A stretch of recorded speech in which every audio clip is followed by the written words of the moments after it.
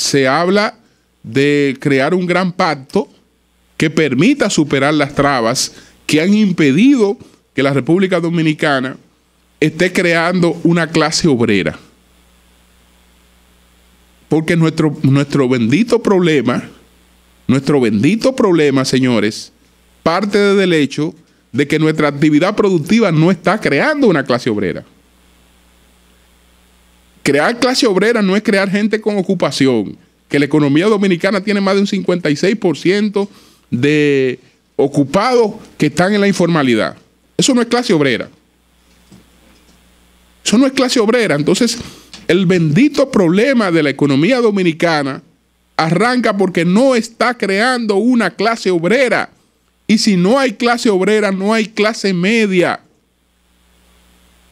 Y si no hay clase media, tampoco hay una burguesía. ¿Cómo ustedes creen que se han formado estas grandes ciudades? Y usted va, por ejemplo, a una ciudad preciosa, una de las ciudades más antiguas del mundo, y usted se encuentra con ese grado de organización que tiene esa sociedad, aunque ha evolucionado, duró parte siendo del bloque de la Europa del Este, después se dividió en dos repúblicas. Yo me refiero a la República de Checoslovaquia, que ahora son dos estados. Son dos estados. Entonces usted va a Praga, por ejemplo, que es la capital de uno de esos dos estados en lo que se dividió la Checoslovaquia. Está la República de Eslovaquia, y entonces está la otra república, ¿cómo? Y está la República Checa. Está la República Checa. Usted va a la capital de la República Checa y usted se encuentra con un grado de organización.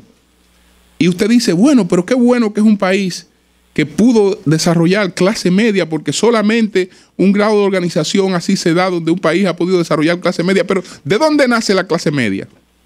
La clase media no es que se crea de la nada, que usted puede amanecer mañana y se saca un billete, se saca una loto, y ya pues usted, si bueno, yo me saqué 20 millones de pesos, ya compro una casa, un carro, resuelvo 2 o 3 problemas y soy clase media. No, la clase media no sale de ahí.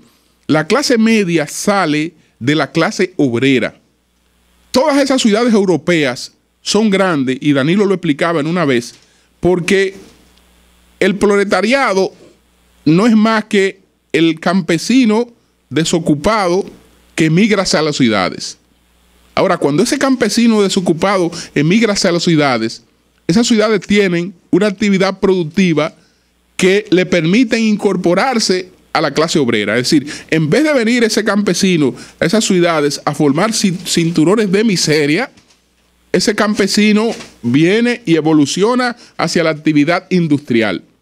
Y entonces él se convierte en un obrero y crea una clase obrera. De esa clase obrera es que nace la clase media. La clase media, con la evolución del tiempo, no son otra cosa que los hijos de esos obreros que, como decía Víctor al hablar del mensaje de Mandela, los hijos de esos obreros, al tener acceso a la educación, porque su padre tiene, mediante la incorporación a la economía formal, sus problemas fundamentales resueltos. Los problemas fundamentales no son riqueza, los problemas fundamentales es que tiene un seguro para los problemas de salud. Los problemas fundamentales es que esos muchachos no necesitan que en la escuela le den el desayuno, ni la comida, ni los alimentos, porque lo que su padre produce le permite irse alimentado, y después las cosas que va a necesitar para estudiar o están disponibles en la casa o están disponibles en la sociedad. Ahí están todas las bibliotecas, ahí están todas las herramientas que este hombre necesita, y hoy la tecnología incluso. Entonces, los hijos de esa clase obrera van a ser entonces los médicos, los maestros, los periodistas, los abogados, los políticos. Es decir, de ahí nace esa clase media. Y de esa clase media, evolucionando, viene entonces ya una clase media con mentalidad innovadora y productiva, y de esa clase media de mentalidad innovadora y productiva se va a producir una clase burguesa. Entonces, si la economía no crea trabajo formal, tampoco crea clase media. Tampoco crea clase media y no crea ninguna otra cosa, y no hay desarrollo. Porque la cultura de la clase media va a estar caracterizada por una serie de cosas. El médico que ha estudiado, producto del trabajo de su padre, que vio trabajar a su padre con mucha honradez para poderle sustentar sus estudios, es una persona que tiene también un ejemplo y que tiene unos principios y que tiene un ejemplo de vida que lo va a emular en su comportamiento como clase media, y tiene una serie de seguridades que no le llevan a la desesperación. Entonces, si bien es cierto que cuando se producen las medidas para crear clase media, también estamos creando un ciudadano más exigente, y esas exigencias pueden crear situaciones contradictorias como la que uno ve en el Brasil. Resulta que no hay desarrollo sin la creación de clase media. Y repito, en la República Dominicana no se está creando clase media.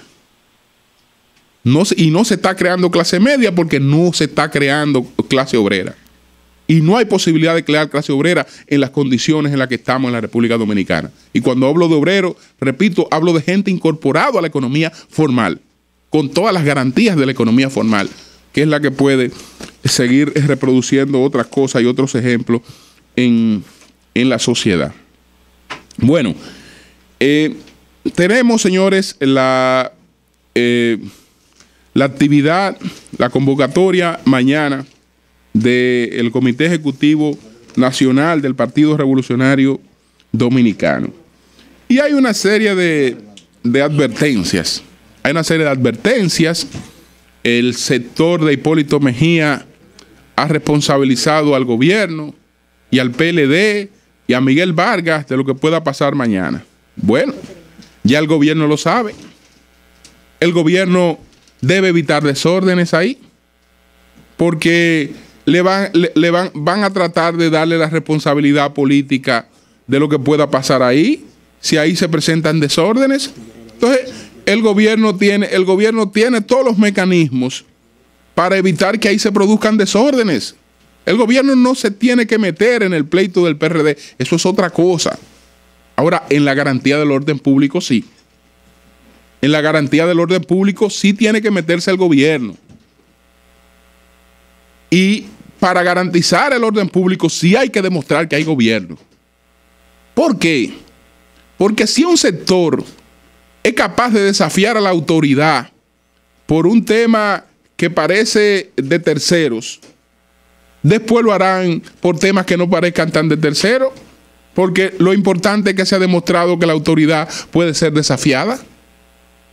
La autoridad puede ser desafiada, es decir, alguien puede convocar una actividad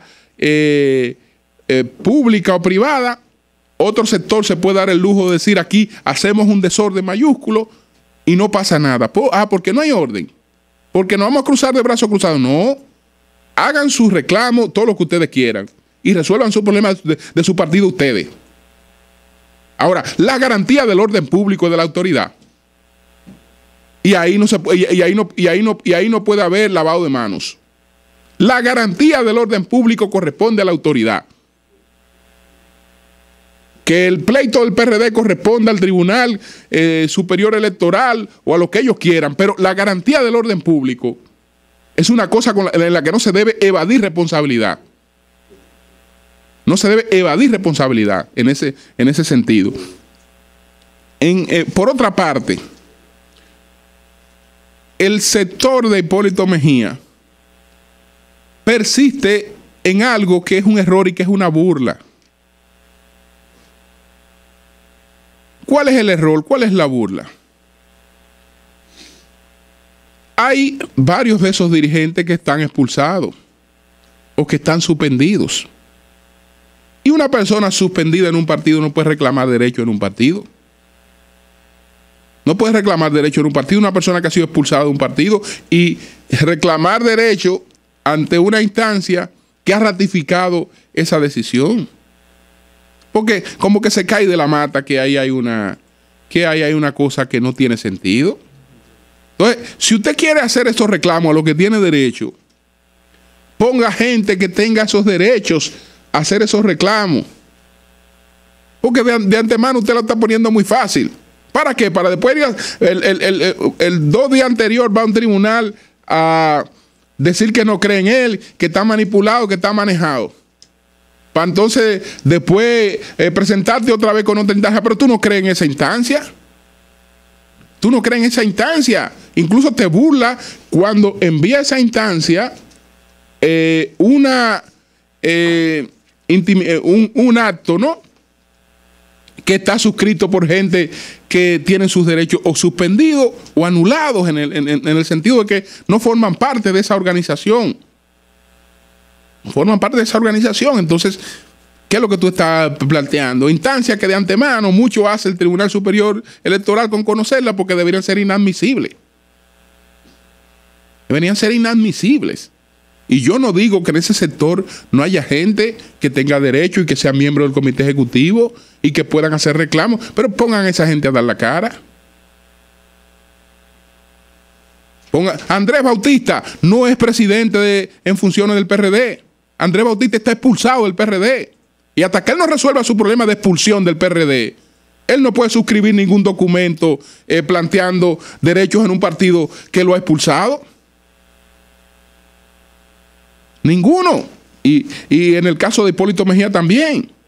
Y en el caso de Yanilda Vázquez y en el caso de Orlando Jorge Mera, están suspendidos. Pero eso está ratificado por esos organismos.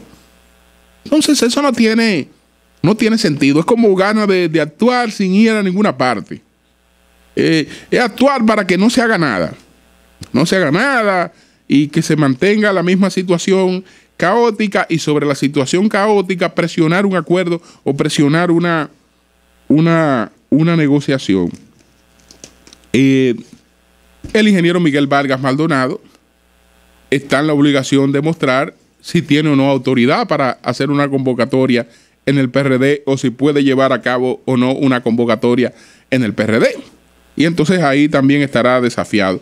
Nosotros estaremos pues en una cobertura completa de todo este proceso que está convocado para mañana en el Partido Revolucionario Dominicano, una organización que independientemente de la situación por la que atraviesa no puede ser menospreciada, porque el PRD es una realidad que está incluso por encima de esas cosas. Y la existencia del PRD incluso la crea la existencia de un PLD fuerte. De un PLD fuerte. Hay incluso, y aquí no quiero ampliar porque no quiero que esto tenga otra lectura, pero hay candidatos dentro del PLD y hay opciones dentro del PLD que tienen una ventaja. Generan su voto y el opositor. Es decir, hay candidaturas en el PLD que de manera natural van a generar una candidatura opositora. Y esa candidatura opositora no va a ser otra organización la que la va a presentar. Va a ser un PRD. Y va a ser un PRD unido. Va a ser un PRD unido. Es decir, hay que prepararse para eso. Que nadie cree en cuento y esté contando con que la división del PRD es el escenario para unas próximas elecciones. Hay que ver las encuestas y ver ver las cosas que van allá, van más allá de los numeritos, señores. Y esas encuestas, aún en estos momentos, yo he visto estudios que tienen datos muy preocupantes. Y que el PLD debería estarlo observando en función de esa preocupación. Debería estarlo observando en función de esa preocupación. Cambio y fuera, Mauri.